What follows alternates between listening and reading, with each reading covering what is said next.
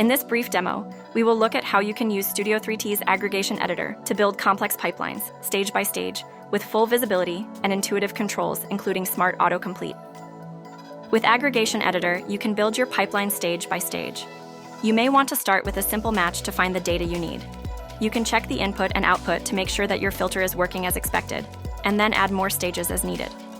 You can group the data using handy autocomplete.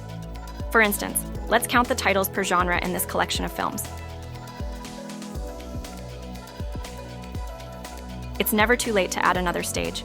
Here we can unwind the genres array and move this stage to the top of the pipeline.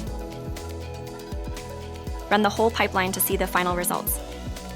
Then click Query Code to see the complete expression in a variety of languages. Want to try out Aggregation Editor in Studio 3T? Visit studio3t.com for a free trial.